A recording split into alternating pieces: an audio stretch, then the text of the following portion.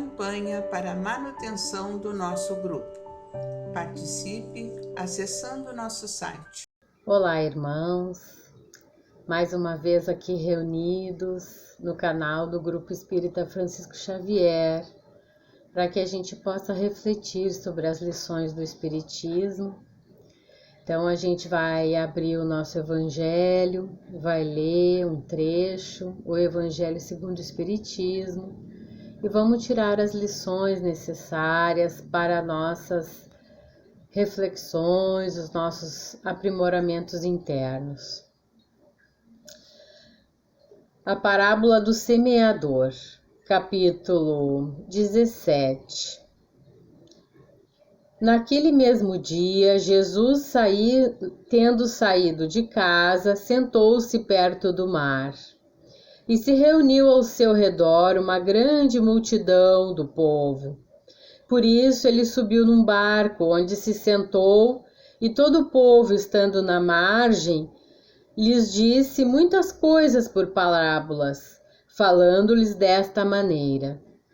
Aquele que semeia saiu a semear. Enquanto semeava, uma parte da semente caiu ao longo do caminho. E vindo os pássaros do céu a comeram. Outra caiu nos lugares pedregosos, onde não havia muita terra, e logo nasceu, porque a terra onde estava não tinha profundidade. Mas o sol, tendo se erguido, em seguida a queimou, e como não tinha raízes, secou. Outra caiu nos espinheiros, e os espinhos, vindo a crescer, a sufocaram.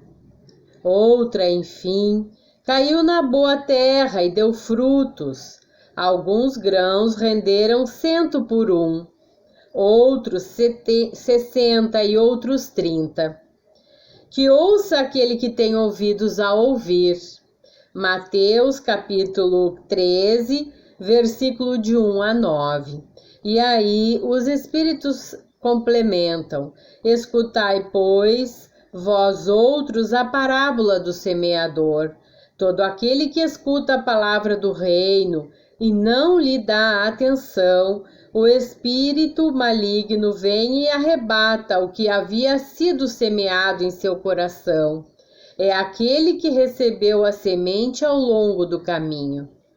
Aquele que recebeu a semente no meio das pedras e o que escuta a palavra e que a recebe na hora, mesmo com alegria, mas ele não tem em si raízes, e não está senão por um tempo. E quando sobrevêm os obstáculos, as perseguições por causa da palavra, a toma logo como um objeto de escândalo e de queda. Aquele que recebe a semente entre os espinhos é o que ouve a palavra, mas em seguida os cuidados desse mundo e a ilusão das riquezas sufocam em si essa palavra e a tornam infrutífera.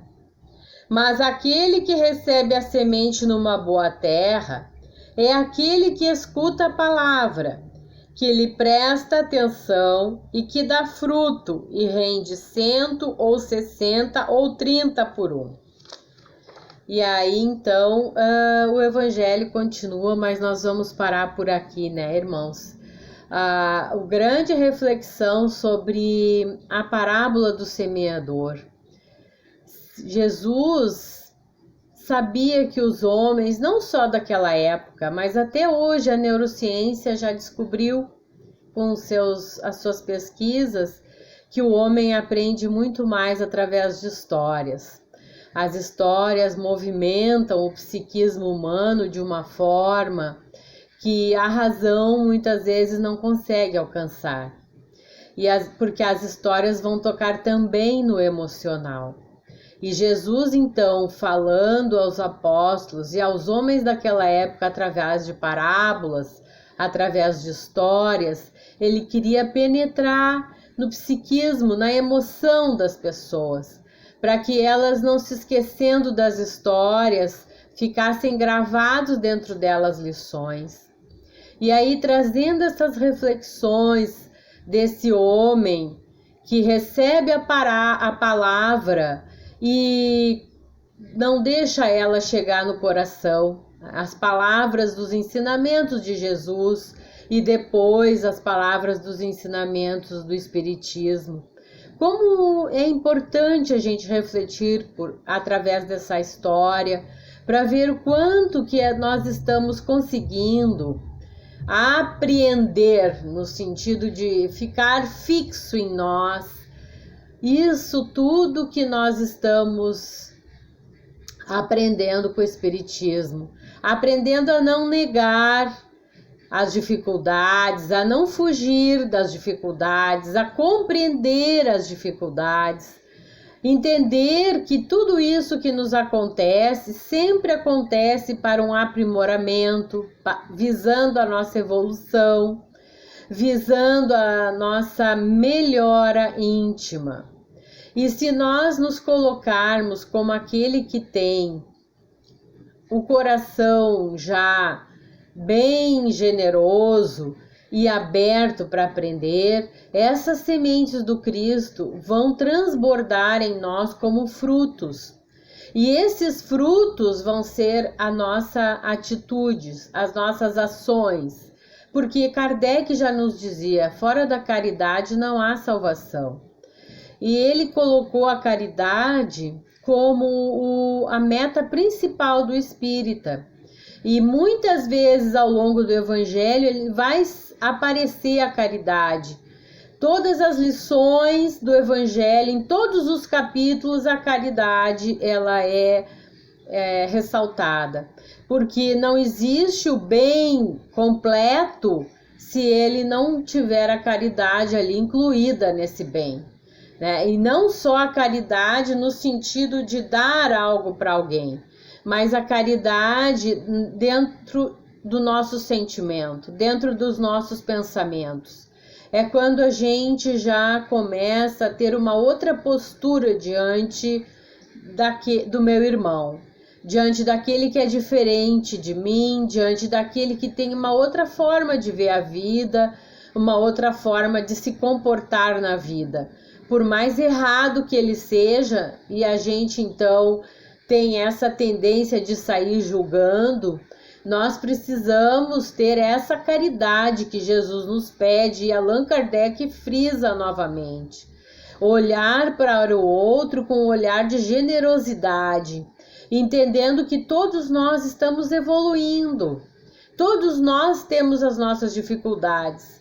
E como crianças, uns já, mesmo tendo a mesma idade, uns têm um pouco mais de compreensão, outros têm um pouco mais de calma, outros são mais alegres, outros são mais tristes. São características dos espíritos, independente se é menino ou menina, se é criança de 5 anos, de 7 anos, né?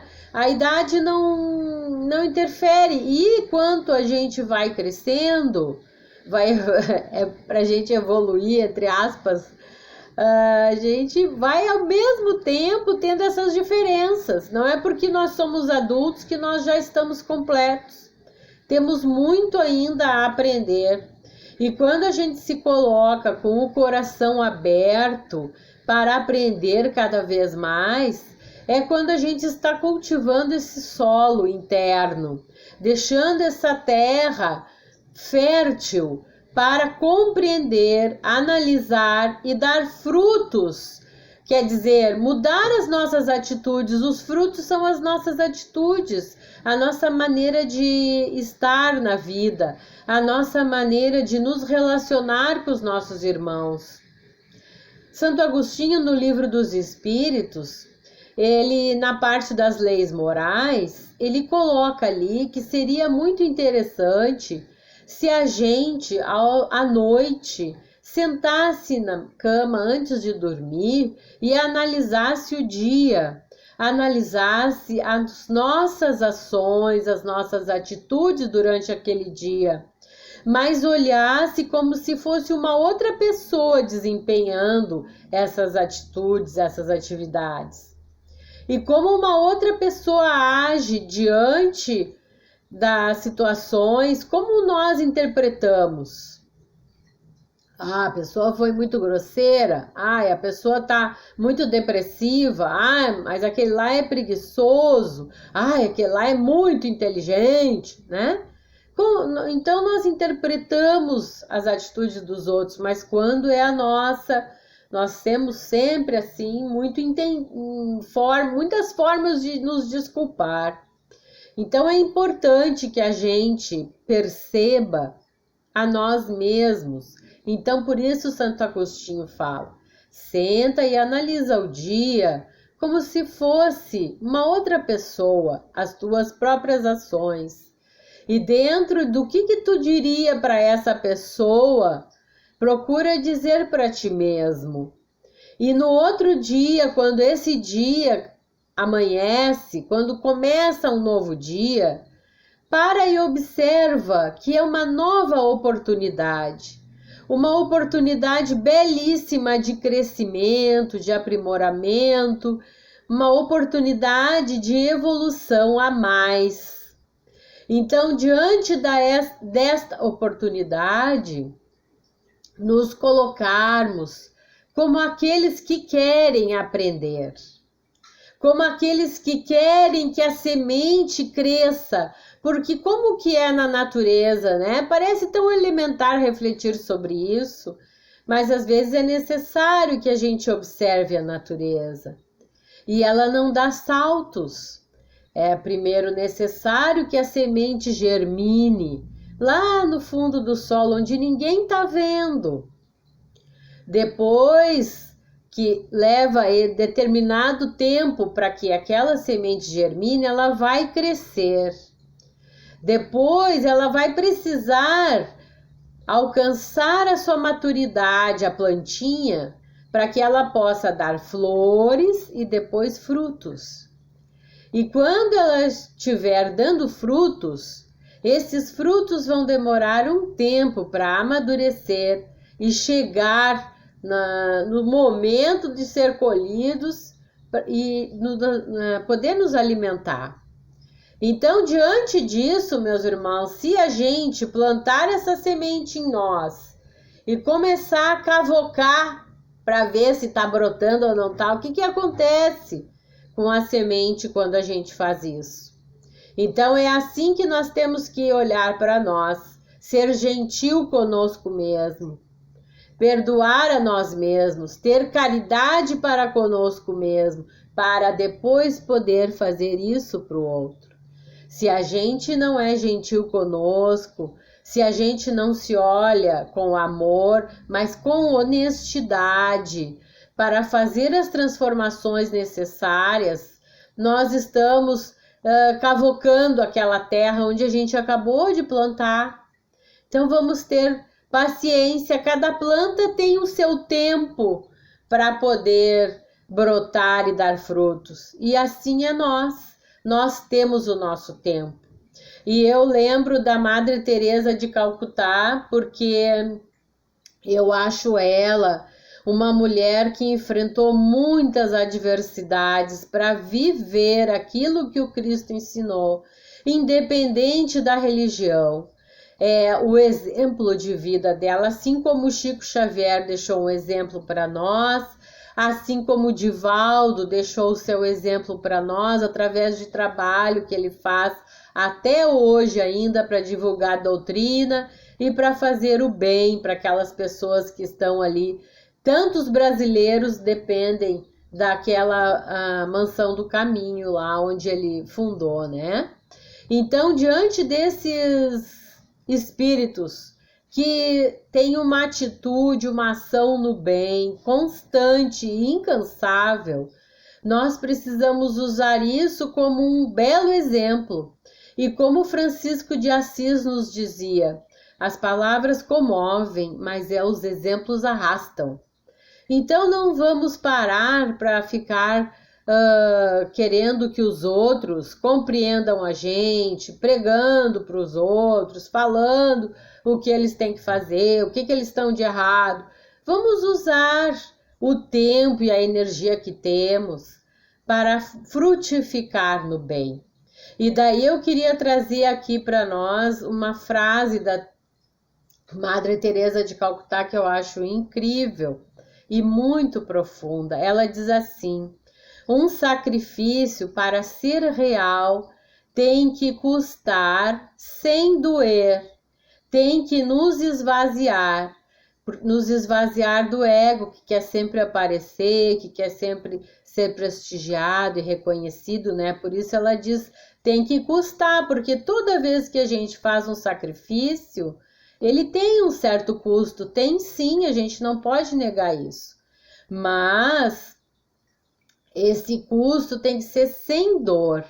E para que ele seja sem dor, nós precisamos nos esvaziar do ego, que é aquele que busca o reconhecimento, o respeito por aquilo que fez ou deixou de fazer. Isso é a verdadeira caridade. E aí a Madre Teresa complementa dizendo assim: o fruto do silêncio é a oração. Não adianta eu ficar em silêncio, mas dentro de mim remoendo coisas negativas em direção ao outro ou a mim mesmo. Então, vamos fazer silêncio com a boca, mas o coração é em prece. O fruto da oração é a fé. Quando a gente se apega à oração, a gente fortalece a nossa fé. E a fé é o nosso sustento para tudo que nós estamos vivendo no nosso dia a dia. O fruto da fé é o amor, é o serviço. Então, quando eu tenho fé, eu sei que tudo que está acontecendo está certo. Eu tenho fé que só muitas vezes eu vou ver no futuro a minha semente que eu plantei brotar. Então, eu continuo perseverando no amor e no serviço. E aí ela termina dizendo, o fruto do serviço é a paz. Porque quando a gente trabalha com amor e o coração em prece, e sem ficar revoltado ou se doendo pelos sacrifícios que tem que fazer, nós então aprendemos a viver na paz. E é isso, meus irmãos. Muitas vezes as pessoas pregam a felicidade a qualquer preço. E a verdadeira felicidade é a paz de consciência.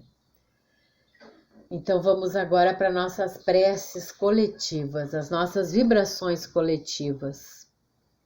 Irmãos, vamos unir as nossas almas confiantes para dedicar o nosso pensamento e sentimento fraterno para quem precisa, para quem está carente de saúde e de paz. Convidamos todos os irmãos a manterem seus corações e pensamentos vibrando nas preces que faremos a Deus, a partir desse momento em favor daqueles a quem endereçarmos as nossas vibrações. Prece para os enfermos. Nesse momento abrimos uma corrente de vibrações em benefício de nossos irmãos enfermos que se encontram em nossas casas, hospitais, casas de caridade e demais locais onde se acham passando por dolorosas provações. Senhor, pedimos alívio para esses irmãos, que o teu infinito amor permita que os divinos mensageiros possam deles se aproximar, suavizando-lhes o sofrimento. Senhor, se as tuas leis permitirem, que possam recuperar a saúde e tenham muita coragem e esperança sobre a tua misericórdia infinita. Prece para os desencarnados. Pai, lembramos com muito carinho dos nossos irmãos desencarnados, pedimos tuas bênçãos a esses irmãos queridos, que possam despertar para a realidade espiritual, sobre a luz da verdade de teu sublime amor. Que se esclareçam se libertem de todas as perturbações, reanimem-se e progridam, envolvidos na força da tua amorosa proteção. Prece para os lares.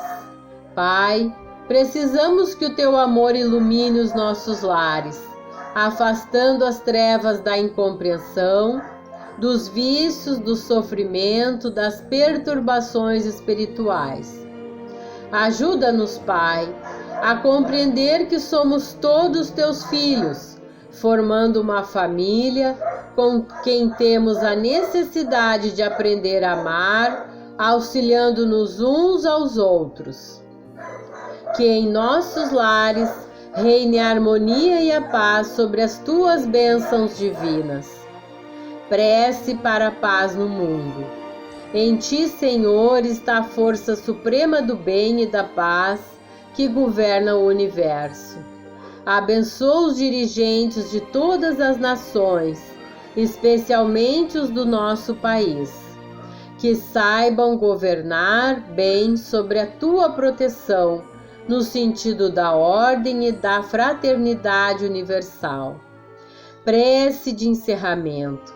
Graças, Senhor, por esses momentos felizes e pela assistência amorosa que bons espíritos. Abençoai-nos, seja feita a tua vontade, despede-nos na tua paz e que assim seja. Campanha para a manutenção do nosso grupo. Participe acessando nosso site